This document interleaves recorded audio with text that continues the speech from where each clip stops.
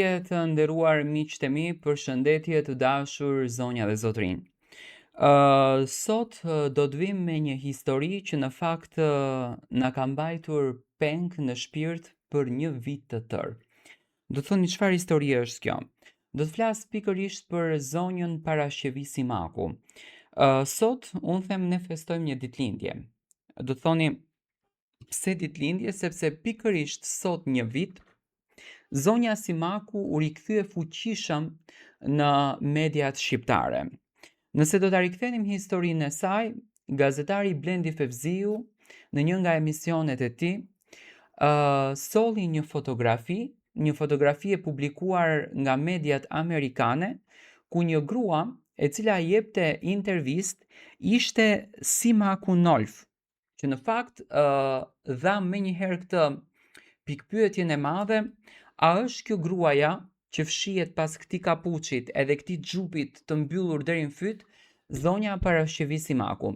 Menjëherë shqiptarët u aktivizuan, të gjithë filluan që të komentojnë, të shkruajnë, ta kërkojnë, dolën edhe donatorë të cilët do ta mbështesnin, do t'i qëndronin afër, do t'i jepnin dashurinë, do t'i jepnin emocionet, por ishte ai pikërisht ëngjulli i saj mbrojtës, ashtu siç zonja Simaku e quan dhe ashtu siç në fakt e ka thënë edhe nëpër intervistat me televizionet e ndryshme, Elton Iliriani, i cili i dha dorën e mbështetjes apo atë ëngjullin që Zoti e çoi pranë saj.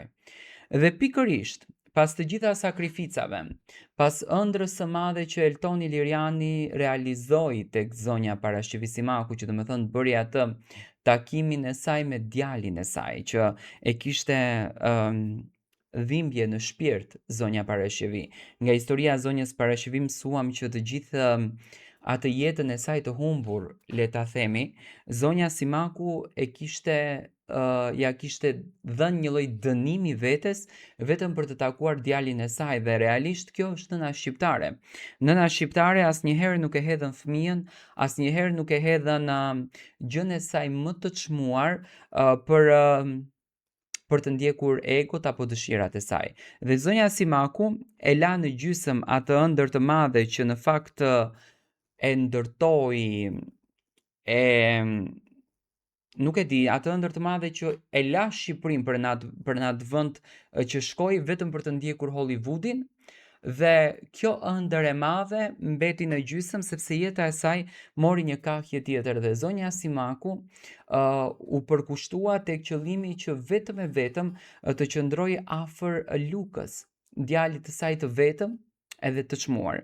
Dhe me takimin që bëri me Eltonin, domethënë pas shumë vitesh, e vetme, pa kontakte me familjen, larg gjithçkaje, zonja Parashevi nuk kërkoi diçka për shëndetin e saj apo për veten e saj, sepse ka kaluar një depresion të madh, dhe normalisht njerëzit të cilët kalojnë një depresion të madh kanë nevojë pak për një kurë mjekësore, por zonja Simaku kërkoi vetëm një gjë: dua të takoj tim bir, dua të takoj fëmijën tim, dua ta shoh Lukën tim.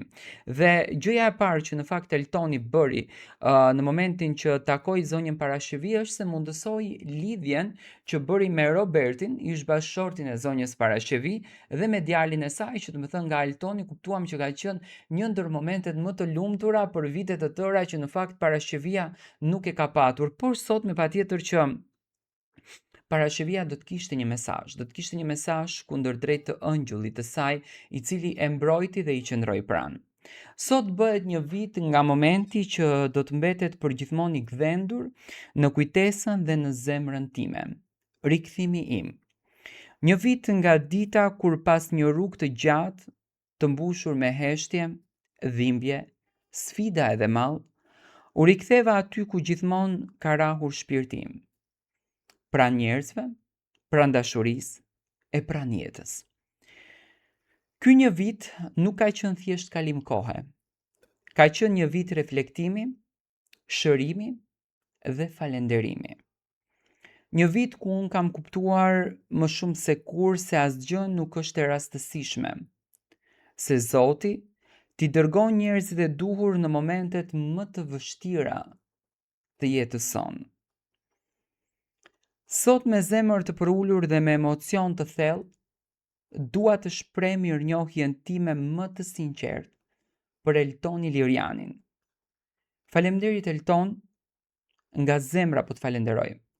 Faleminderit që ishe aty kur gjithçka dukej e largët edhe e pamundur. Faleminderit për dorën e shtrirë, për fjalën e ngrohtë, për besimin që patet tek unë edhe atëherë kur ndoshta unë vetë e kisha humbur besimin tim.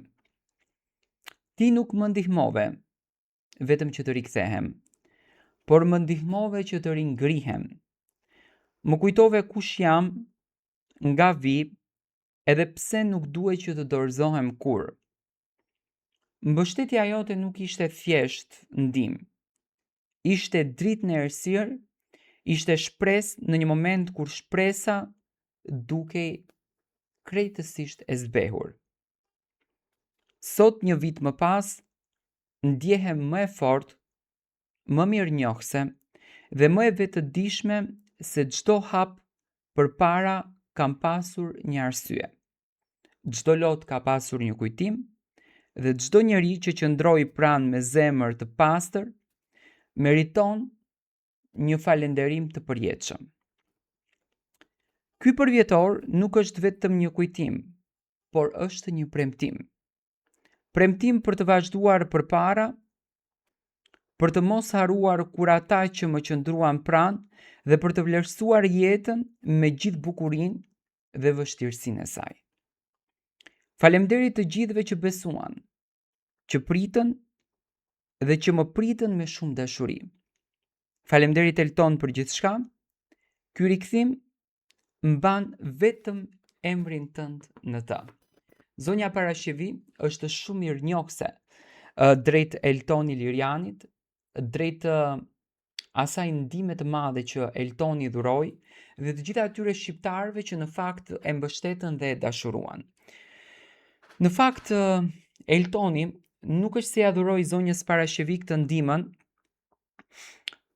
duke qenë si një njeri huaj, ai u afrua me të, e quajti familjare zonjën Parashevi dhe i dhuroi emocionet papara. Do të thënë ai e vuri në vend të nënës së tij. I dhuroi unazën e diamantit, ja rregulloi jetën dhe sot Parashevia frymon lirë, frymon bukur dhe është shumë e lumtur. Unë uroj që ajo të mos të përfundon në rrugë ashtu siç Eltoni tha tek Blendi që zonja Parashevi do të thënë mund të përfundon në rrugë shkaku sepse nuk dëgjon që të bën veprime që Eltoni thot, por shpresoj që sot të festojnë të lumtur, të manifestojnë këtë një vjetor, të darkojnë ashtu me ato darkat e mrekullueshme që atë traditën shqiptare, atë tavën tironse që zonja Parashevia e qan fare dhe të frymojë lumtur dhe pse jo të na sjellë një këngë së shpejti.